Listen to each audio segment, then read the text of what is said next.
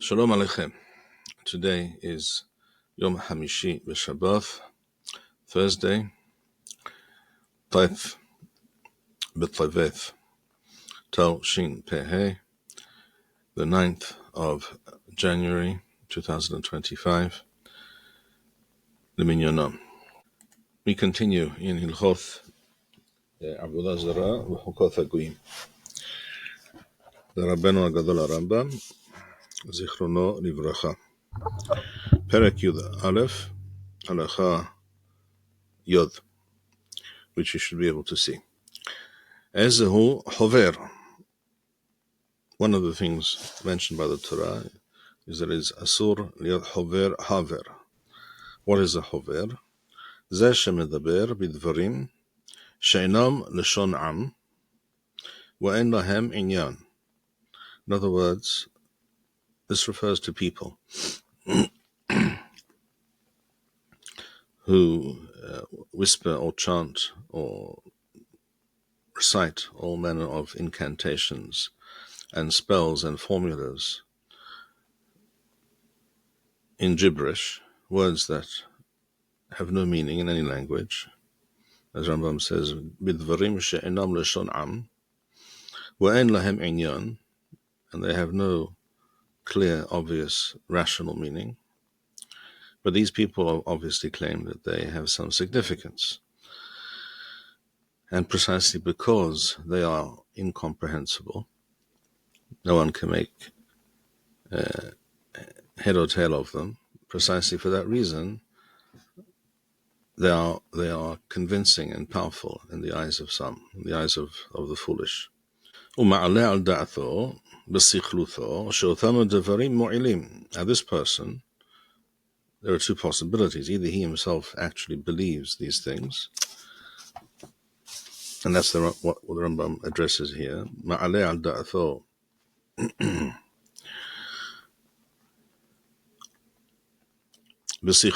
In his folly, she'otam ha'devarim mo'ilim, ad shehem omerim, she'haomer kach v'chach al ha'nahash or al ha'akrav eino mazik. What we call in English snake charmers and things of this nature. So they believe that if you recite certain words in a certain fashion, when you're staring a cobra in the face, it will simply refuse to strike. And it also works against people. If you recite a certain thing, and this with reference to this person, and that person will not be able to harm you.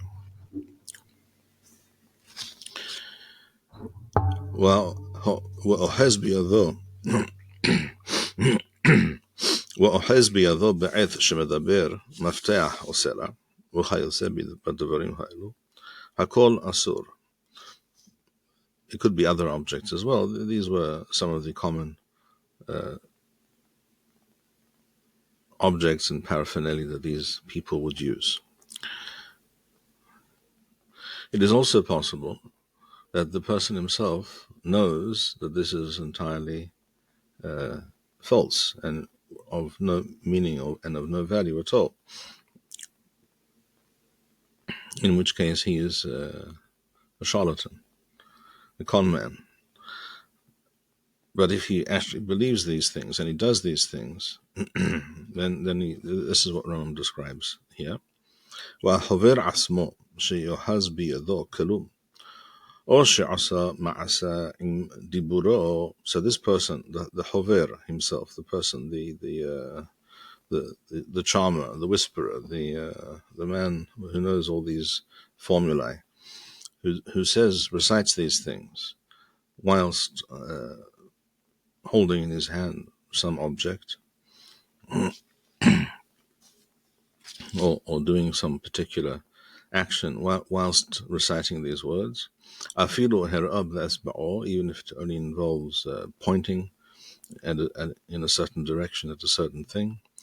Harei ze lokeh. In other words, there has to be a ma'aseh There has to be some physical action for there to be malkuyoth. So any of these things is considered an action, and such a person is being over, is transgressing the isur of lo yimaseh v'cha v'hover haver. One of the things mentioned in that pasuk is a hover haver, which refers to these things. Aval.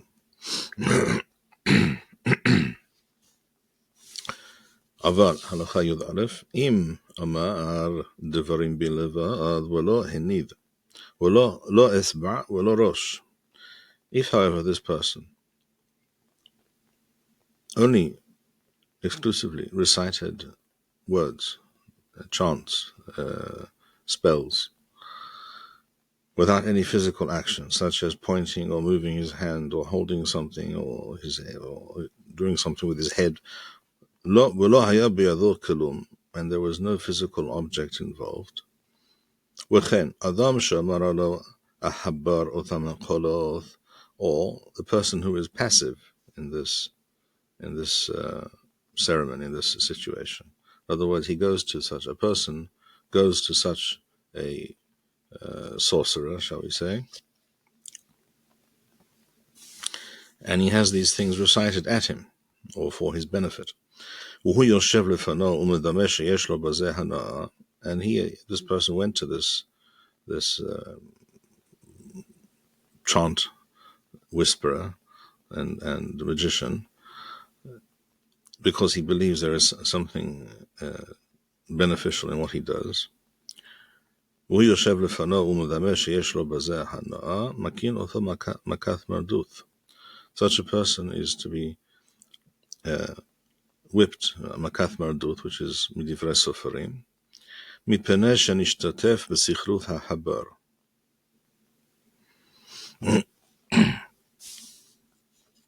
וכל אותן הקולות והשמות המשונים והמכוערים לא ירעו וגם היטב אין אותם. And you should know, Rambam says, all these things, all these beliefs and all these formulae and these ceremonies are all of no value at all. They do nothing good, gam hetoiv enotham, nor do they achieve anything negative. They are simply empty. Again, this is according to Rambam's Shita, Rambam's belief and approach, that all these things are purely in the minds of human beings. People believe what they choose to believe, and the Torah did not outlaw these things because they are real, because there is something real to them. On the contrary, precisely because they are not real, but people are misled by these things which are of no value and empty, but they mislead people and they encourage people to view life and to live their lives in a manner which is meaningless, frivolous, and also pernicious, because it leads people to act in a certain way and accept certain ideas, all of which are false and lead one to stray from Hashem. And therefore these things are asur. Those who understand, who believe that there is some truth, or there is some reality to these practices, they would tell you even more so, kal v'chomer, these things are asur, because they connect one to kohoth shel tum'ah. This involves coming into contact with negative, unclean powers and energies, shall we say. That Rambam is adamant that such things, all such things, are simply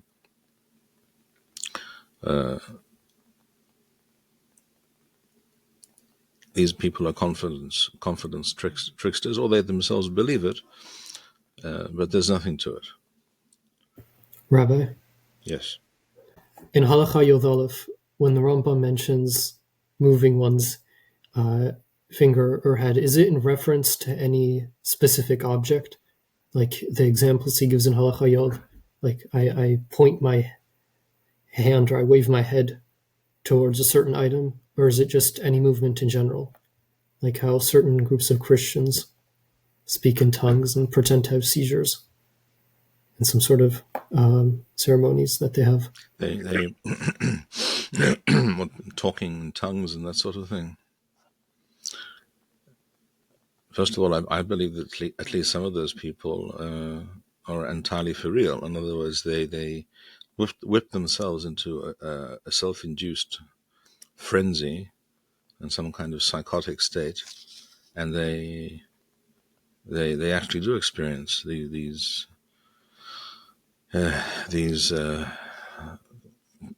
quasi-epileptic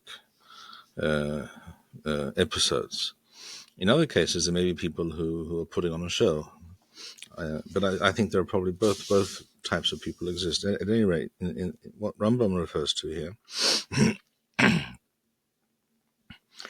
what he refers to in Halakha Yudalef is what he referred to in Halakha Yod. He's just giving the opposite side of the coin. He says, if the person does such and such or says such and such, whilst also engaging in some physical action or movement, then this person is considered to have performed a ma'aseh, which is within falls under this definition of being a hover.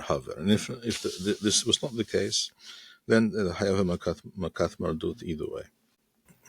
So any physical movement is enough to qualify as any physical movement or action or object which is usually associated with these practices. If the person happened to, whilst he was doing this, was holding a cup of tea in his hand because he happened to be in the middle of drinking his cup of tea, then that's not significant. But if it was all of a sudden holding a certain kind of twig, which is known to be significant in the eyes of these people, then that is precisely what is asur.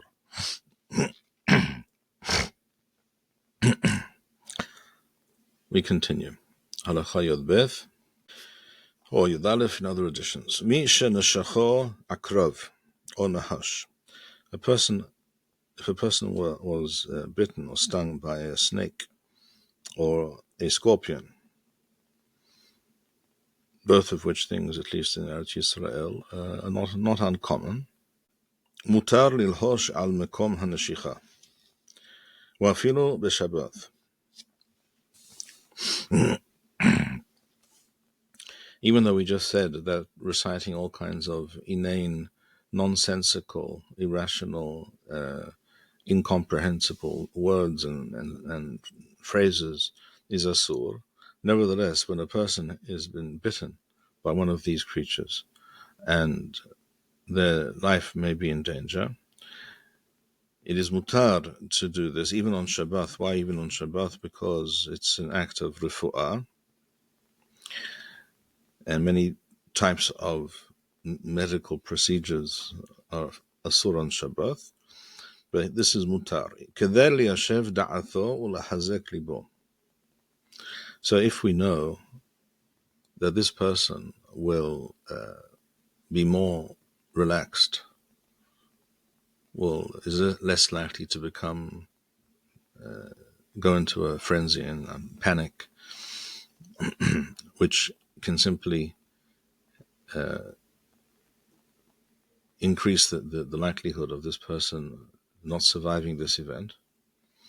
And this is easy to understand, actually, because if a person begins to lose it, so to speak, if they were bitten by such a creature, then this will likely increase the flow of blood and to different parts of the body, and this will simply speed up the process.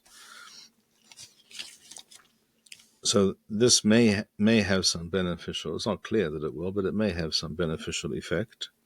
even though it is entirely of a type and of a kind with these kinds of practices, which we just said are asur. This is mutar because it's in a question of pikuach nefesh. Kedei liyashev da'atho lahazek libo. And Rambam says, Af'al pi she'en hadavar mu'id klum.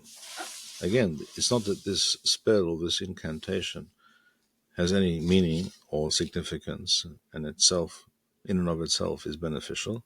That's not true. It's nothing at all. It's worthless. Ho'il u'masukanhu, however, this person's life is now in danger. Hitiru lo kadeh shelot tiktoref da'atho alo. But the common people often believe these things. The common Jew believe all sorts of things to this day, as we all know. In other words, what Rambam is telling us is as follows. Hazal knew that these things were nonsense, not to be believed, that only foolish people would believe such things. On the other hand,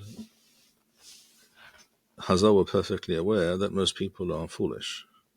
In fact, that's generally a healthy attitude to humankind in general, that most people are not too clever, even if they have a bunch of degrees after their name, and or sometimes precisely because they have a number of degrees after their name.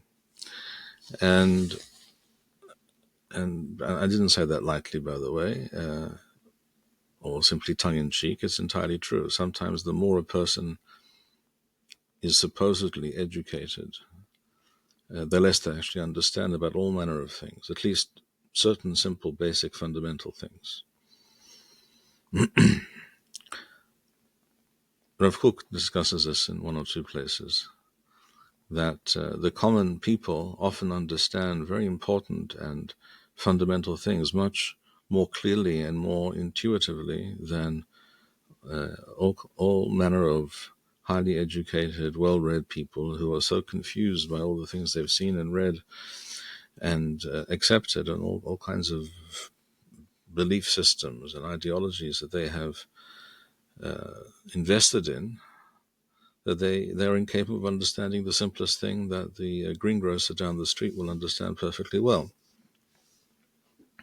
And we see this with our own eyes. There are all manner of people with as I said, with all manner of letters after their name, who will tell you that there are 72 genders. But the common, straightforward person on the street will tell you there are only two. How does he know that? Well, it's just common sense, and it's obvious, and there's nothing to discuss. But in the eyes of some other person, there is everything to discuss, and it's entirely unclear. And that's just one example. Often intelligence has nothing to do almost with wisdom, with understanding the most simple things. A good example, by the way, also in the realm of politics, or policy, or diplomacy, or leadership, call it what you will. I'm thinking at this moment of the evil anti-Semitic fool who recently died by the name of Jimmy Carter, famously known at one time as Jimmy Who, when he first ran for president in the 70s, which I recall. People had no idea who he was. It would have been much better for the world in general had it remained so. He was one of the more intelligent people who have achieved the office of the President of the United States, according to all accounts. He was an intelligent man. Read a lot, was a speed reader, could read a lot and retain a lot. And yet he understood nothing about how to be president, how to do the right thing for America and for the world. We saw this with the way the Iranian hostage crisis played out, and we saw this in every possible field of endeavor. The person who followed him in office, Ronald Reagan, not particularly sharp or intelligent or well-read, but he had a basic understanding of some fundamental truths. And Carter was unable to release the hostages, and Reagan was, by simply threatening the Iranians with certain consequences, because Carter couldn't imagine using force. That wouldn't be right, obviously. That would be immoral. That would be, imperialistic. It would be continuing the domination of the non-white races or something along those lines. And the same was true of everything else.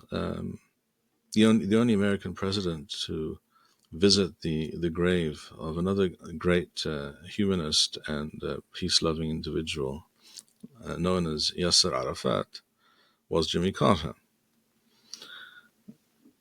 because such a person can truly believe that this person was a good person, whereas a normal person with a healthy mindset would understand that this is the opposite of the truth. So, who was the better president for the United States and for the world? The intelligent Jimmy Carter, or the less intelligent but wiser Ronald Reagan? We know the answer. Some would tell you, and they very possibly are correct, that it was Ronald Reagan, together with Margaret Thatcher and a few others perhaps, who brought down the Soviet Union by threatening and forcing them into an arms race which they couldn't afford, and other things as well. So, and by willing to fight the Soviets in Afghanistan by way of proxies, something that Carter probably would not have done. So time and time again we see that formal education is not always the path to wisdom. That is something to keep in mind. And you can see this today as well. You see clearly today there are all types of people who may be very well educated and very intelligent, but they will believe that if they have a certain problem or issue they wish to receive guidance for, that opening up a book of letters from a certain Rebbe will, on a certain page, in a certain manner, according to some strange formulation, will provide the answer. How can the person believe such a thing? Only Hashem can tell you. I certainly cannot, but we see that such things exist. And the same is true for, there are hundreds and thousands, infinite number. There is an infinite number of examples. So Chazal knew, to return to the matter at hand, Chazal knew that people in general, particularly people lacking wisdom and understanding, will believe all kinds of things. And this is important to understand, that there were always people within the Jewish people who believed all manner of things which are not in line with the Torah, which are not permissible according to the Torah. And yet, many, sometimes a majority of the Jewish people believe such things. And I think the same is true today, with all kinds of beliefs and practices and customs and what have you. So the fact that we know that, for instance, in the Golan that were found, you can see this in the museum in Katzrin in the Golan, all kinds of incantations and amulets and kame'oth, etc., were found inscribed on various materials, often on metal scrolls, tiny metal scrolls, etc., on which were scratched certain words and formulae and what have you, and appeals to this angel and that and what have you. Such things were clearly not uncommon. In fact, likely they were very common amongst many, many people, the common people, and probably also some more intelligent people. But that doesn't mean it's correct, and it doesn't indicate that it is true. And it's not a sign of wisdom, but quite rather the opposite. So in the case of this person who was bitten or stung by a venomous snake or scorpion or the like, in other countries it might the same is true of spiders. Ho'ilu mesukanhu, says Rambam, hitiru lo, Chachamim knew it's not of any value, but the person whose life is in danger does believe it. And if a person known to be an expert, shall we say, in these incantations comes and does his thing, whispers onto his hand or something where he was bitten, this will possibly save his life. So for reasons of pikuach nefesh, we are willing to go to great lengths. And the same can be said today about many things. It might be true today with regards to certain things to allow certain types of people to do certain things or to believe in certain things, even though the wise and the learned will not believe such nonsense, but they know that other people do, and simply telling them don't believe in that and have nothing to do with these things will not work. In fact, it may have the opposite result. So sometimes it's better not to say anything. So silence or ignoring such things is also sometimes the correct option. On other occasions, it's not the correct option. It depends. Once I heard the following story, which I assume is true, that a certain Avrech in Bnei Brak went to speak to Hagaon Bar-Hayim Kanievsky Zitzal, and he told him he related the following story, that on Amri Peset there is a bird, a pigeon, that constantly enters it's a closed Peset, but nevertheless it gets in somehow and comes through the window, and it comes back all the time and like wants to lay eggs or make a nest or what have you. And we shoo it away and it returns. What does this mean? What should we make of this? So Rav Kanievsky said to him, this indicates that you left the window open. And that's all it indicates, nothing more. So to this person, he felt that the right thing was to tell it to him the way it is, and as it were, shake him out of his silly, stupid behavior and questions that he had. Rambam continues now, which is now Halacha Yod Gimel or Yod Beth. Halohesh ala makah v'koreh pasuk min haTorah. He who, instead of reciting spells, incantations, as we discussed previously, but whispers a pasuk from the Torah, or from Tehillim, v'chen hakoreh ala tinok shelo yiba'eth, or a person who does this with reference to a baby, a child, so that it should not be scared, should not have nightmares. Hamaniach Sefer Torah or Tefillim, which are like a miniature Sefer Torah. Ala Katan Bishvil Sheishan. In other words, he places places a pair of tefillin next to the baby's head, shall we say, so that it will fall asleep. Lo dai lahem shehem bichlal habarim umenachashim. Not only are such people, practically speaking, making themselves into a type of sorcerer and magician, which is asur, as we've discussed. Ela shehem bichlal hakofrim b'Torah. Such people are actually deniers of Torah in the sense that they misrepresent the Torah. In other words, misrepresenting the Torah and misapprehending what the Torah is about is a very serious matter, not to be taken lightly. As we see here, Rambam doesn't write lightly or speak lightly of these people. He says, הם בכלל הכופרים בתורה, שהם עושים דברי תורה רפאות גוף, because they seem to think that the Torah is like other spells and other systems of sorcery and magic and whispering chants, which will heal a person of a certain sickness or prevent a certain sickness. שאין עושים דברי תורה רפאות גוף ואינם אלא רפאות נפשות. The aim of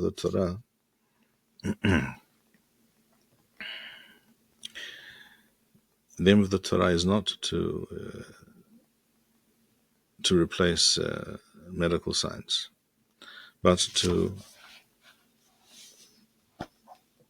perhaps in some ways it is to replace medical science. I'm thinking of certain kinds of psychiatry or certain kinds of psychology, certain kinds of practices which have really little or nothing to do with medicine, but with all kinds of theories that people have convinced themselves of. When it comes to that, sometimes the Torah is exactly an antidote for such things. The Torah is a truth system which directs people how to think, how to live their lives, what beliefs and assumptions to maintain and which beliefs and assumptions to reject. It has to do with truth and ideas and morals and values. It's not in place of an antibiotic. And therefore, as the pasuk says, "V'hiyu hayim lenafshecha." Right, the pasuk in Mishneh refers to the Torah as hayim lenafshecha, for your soul, not for your physical being.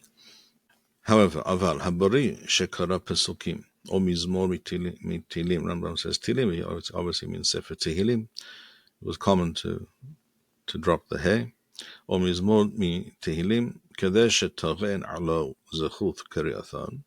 V'yinasel misaroth u'nezakim harei ze mutar. It is true, however, says Rambam, that limud Torah and kiyum miswoth add zechuyot to a person and merit. They grant him merit in the eyes of Hashem. V'akol b'dei shamayim. And therefore, if a person says or hopes and believes that by studying Torah they will also have a zechuyot that will cause them to be unharmed or to avoid certain pitfalls and dangers and what have you. Not because it's a magical system, but because it involves gaining zechuyot b'dinei shamayim, and thus yinasel mitharoth u'nezakim harei ze mutar. That is mutar.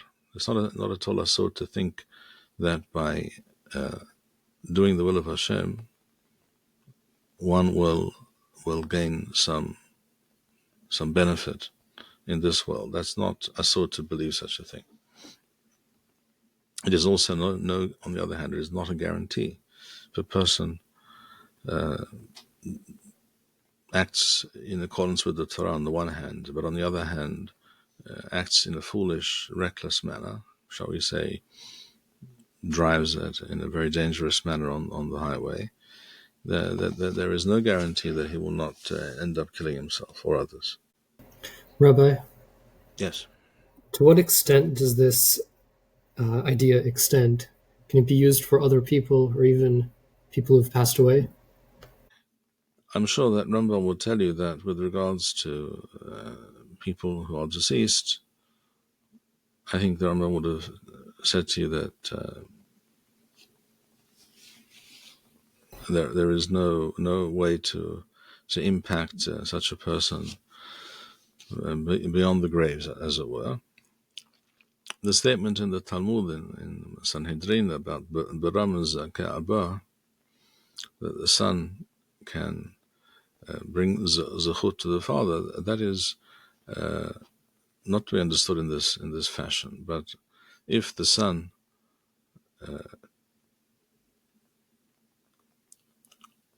is a source of Torah and Chokhmah and good in the world, that specific action or that specific fact or that reality is a chut for the Father, that He left such a Son in the world. But the idea that we'll pay these avrechim over here to study lizchuto or leilui nishmato shel ploni almoni in order to have some effect on him in another world, that I do not think Rambam would have accepted such an idea at all.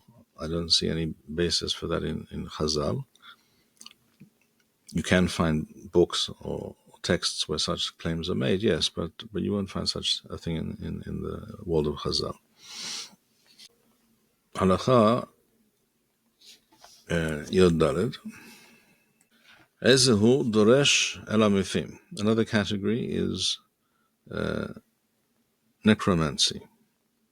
In other words, séances and connecting with the spirits of the dead and the things of this nature. Ezehu Doresh Elamifim. Zeh HaMar'i V'Tasmo. Rambam is describing what was known in ancient times to be the procedures and techniques of such people who claimed that they had such powers. First of all, they would fast. They would not eat for a time. And they would go and sleep in a cemetery, which most people would agree is an unusual thing to do. And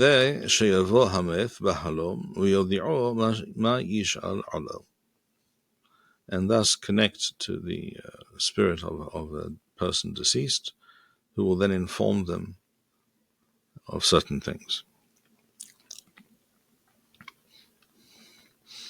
There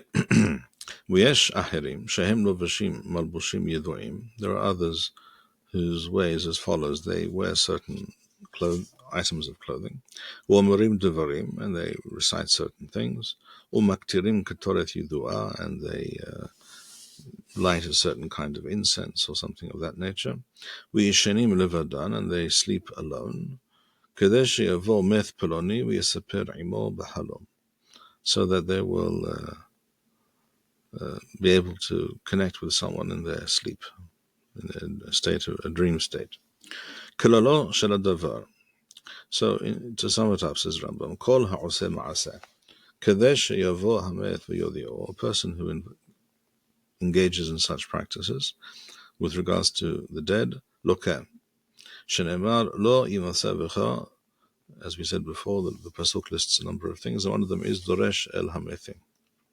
So going to a séance or believing in such things is all asur, or being or you might believe it's true, but it's asur. Again, as we said before, there are those who say it's true, but it's asur to engage in such practices. Rambam would tell you that it's all purely the work of a charlatan or a deluded individual. And therefore, asur lish'ol ba'al ov or ba'al yid'uni, shene'emar lo yimaseh v'cha, talking about a ba'al ov v'sho'el ov yid'uni. Rambam discussed this earlier.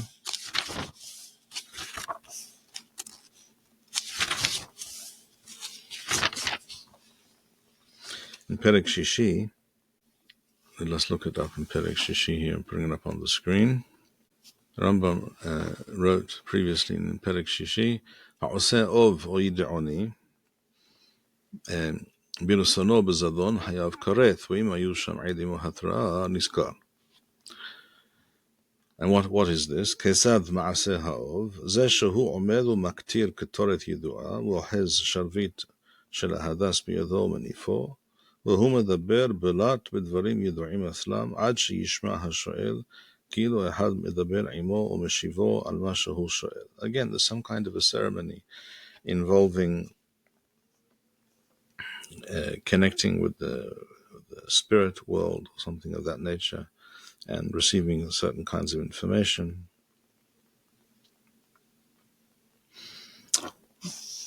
And Rambam, as we discussed, we saw this previously, so I won't go into it at length now, but that's what we're discussing here.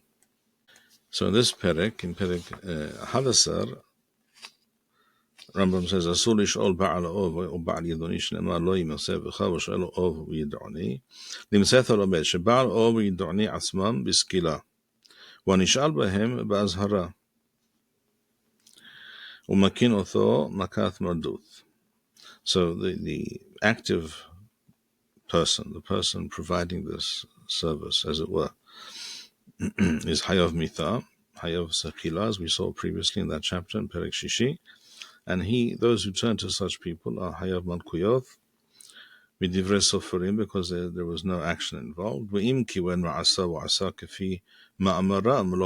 if he took certain advice or received certain instruction from these people and he acted on this advice, then he is Hayav Malkuyoth Min Torah, Lokeh, not Makat Mardut. Although, as we said before, a whipping is a whipping. It doesn't make a huge difference, but technically there is a difference.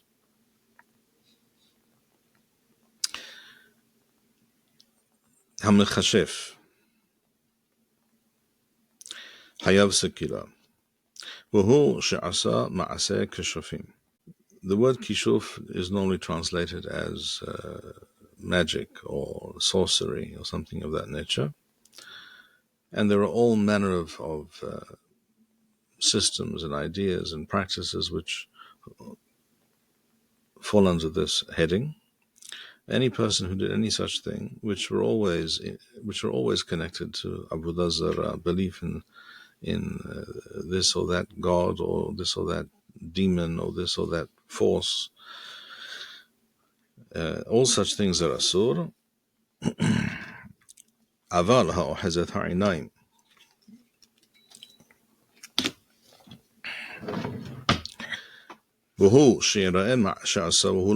But a person who, what we call today a magician, a person who performs all kinds of inexplicable tricks, magic tricks and delusions.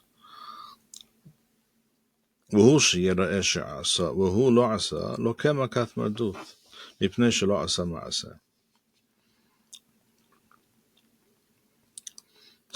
becoming a magician is not a recommended career option for a good Jewish boy or girl, for that matter.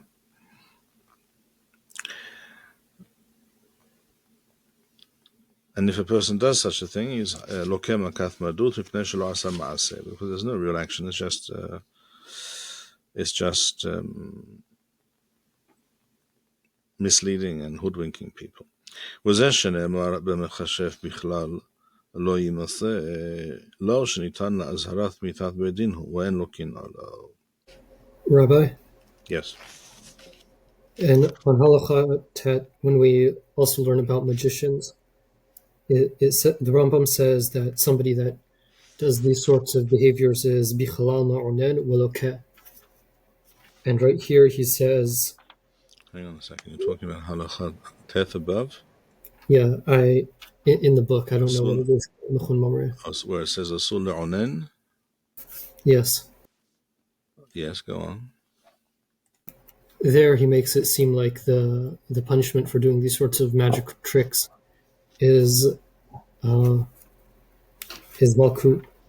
And in the halacha about the mechashef, he makes it seem like it's about makat mardut, or the punishment is makat mardut.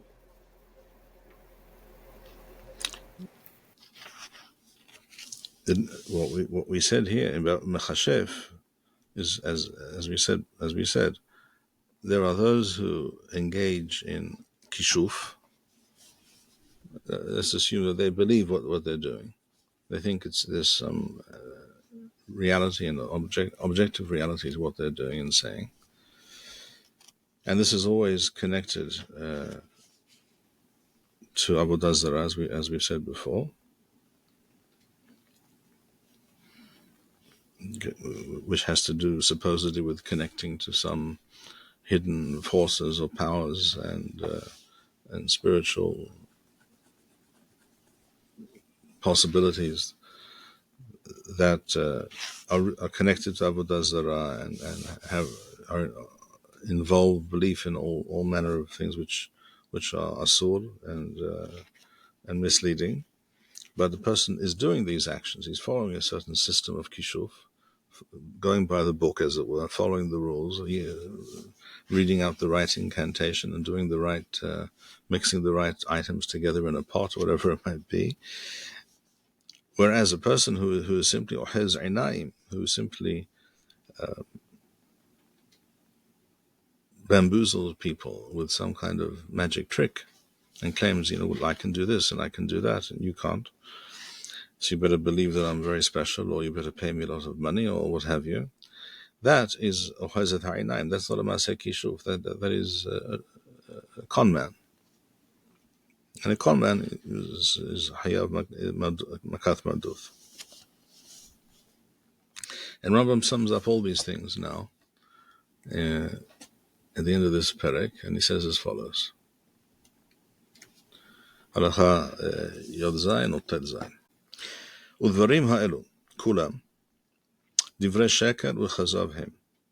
All the things that we've discussed in this perek and in perek shishi previously, وهم شهيتعوا بهم عبد عبد الزراء هكذمونيم لغاية الرصاث كذا شيء إنه أحرهم.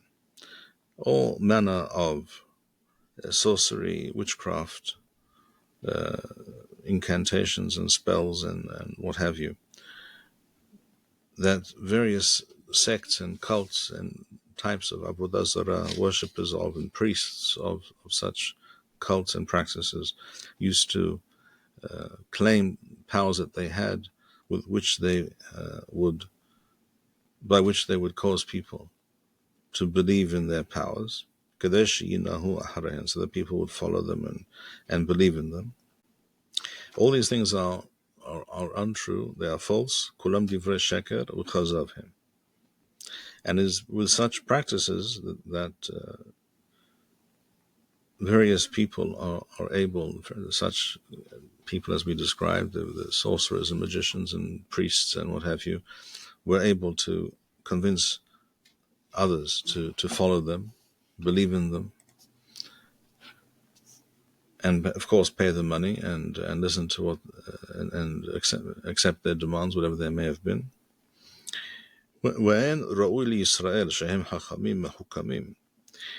The Jewish people who are wise are supposed to be wise and act accordingly.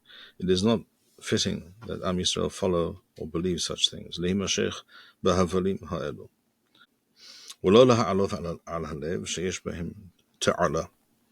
Ta'ala is like to'ileth. In other words, there is nothing to believe that such things are true and can in fact help or assist or save in some way. It is unworthy that a Jew who believes in Hashem and the Torah should also believe in such things. Whereas we know, as I said previously, and I repeat again now, that we know throughout history that many Jews in different parts of the world, in Eretz Yisrael, in Bavel, in Europe, in North Africa, all over the world, in all historical periods, we know that many Jews did believe in such things, just as the common Gentile population in whose midst they found themselves also believed in these things. And their beliefs would usually mirror that which was accepted and believed by the people in that part of the world at that time. That is how the world works. People are most definitely affected and influenced by those things which they see and hear all the time. If something is assumed to be true and correct by most people in the society, in the country, in the world in which you live, it's very likely that you will also believe it, unless you are a very independently minded, very a truth-seeking individual and wise and able to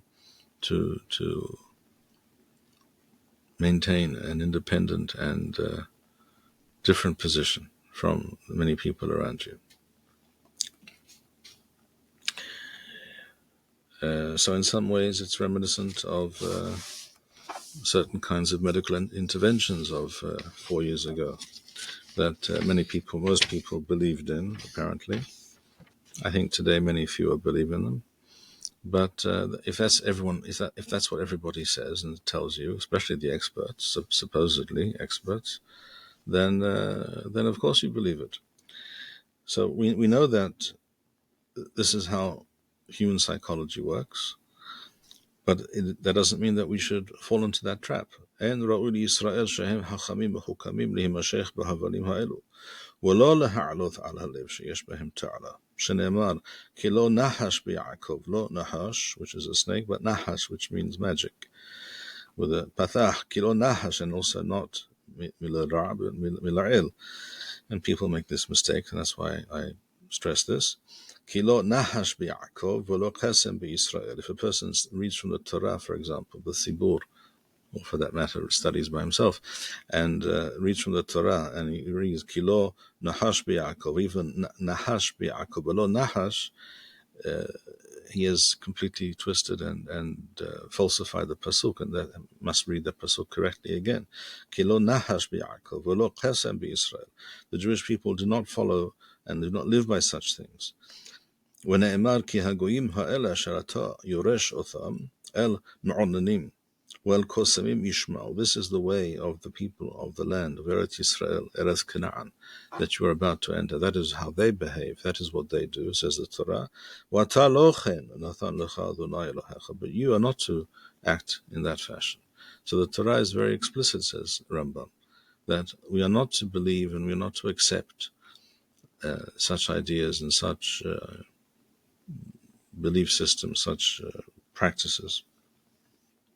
And therefore Rambam continues and ends this perek by saying, Kol ha'ma'amin bidvarim ha'elu v'chayotze b'hem. A person who believes any of these things, u'mahashev v'libo, shehen emeth, and he considers in his mind, in his heart, that these things are true, with divrei chokhmah.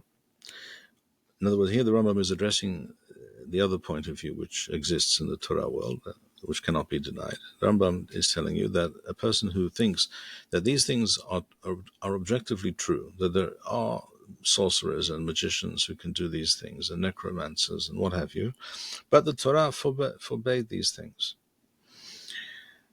ומחשב ליבו שהם אמת ודברי חוכמה אבל התורה אסרה אותן, אינו אלא מן השכלים ומחסרי הדעת. Such a person is to be considered a fool, a person lacking in understanding. ובכלל הנשים והקטנים שאין דעתם שלמה, like most women and children who do not understand serious things. Some people may contest this claim that women don't understand serious things or many kinds of things. And I would agree that there are many women today who have understanding and are intelligent and well-educated. And yet the fact is that a majority of 30-year-old women, a vast, clear majority, an overwhelming majority of women in their 30s in the United States voted for Kamala Harris. And I don't think one needs to add to that anything at all. ובכלל הנשים והקטנים שאין דעתן שלמה. אבל בעלי החוכמה ותמימי הדעת, people of understanding, and people who have created for themselves a correct ideology and perception of the world and of reality based on the Torah. בעלי החוכמה ותמימי הדעת ידעו בראיות ברורות, they know clearly, שכל אלו הדברים שאסרה תורה אינם דברי חוכמה. It is not that the Torah forbade something which is true, but for whatever reason we are not to engage in. אלא תוהו והבל שנמשכו בהם חסרי הדעת. They are all empty, frivolous, misleading and disingenuous beliefs and practices, שחסרי הדעת נטשו, שנמשכו בהם חסרי הדעת, ונטשו כל דרכי האמת בכללן. And as a result of believing in such things,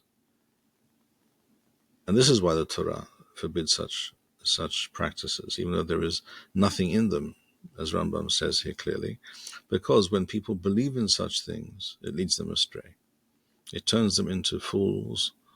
It results in people making very incorrect and very dangerous,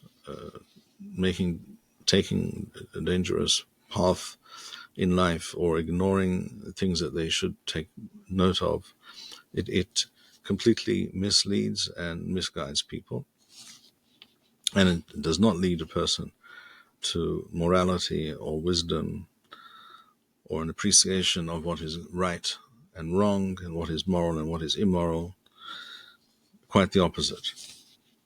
Because the contention is that you may be sinful and you may believe the wrong thing and do the wrong thing, but if you know the right formula, or you know someone who knows the correct incantation, then you're set. You're okay. You're in business. And what could be more harmful than such a philosophy?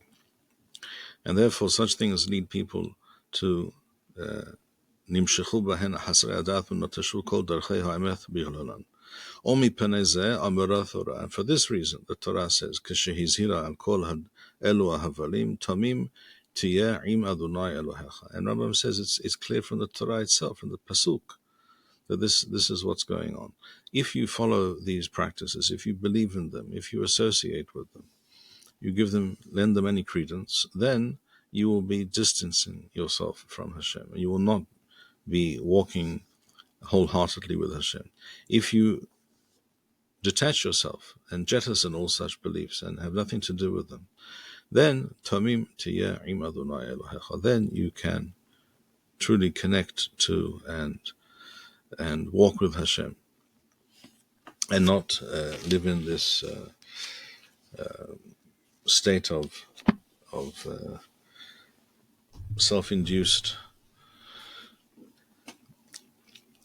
delusion. Tov, we shall end with that for today. Heyu beruchim, hizku v'yames levavchem, kol ha'meyahalim l'Adonai. Shalom u'nisachon al kol oyevenu, mibayit u'mihus. May Hashem grant us victory over all our enemies, all the evildoers, foreign and domestic, and grant us peace, Be'ezrat Hashem. Shalom, shalom.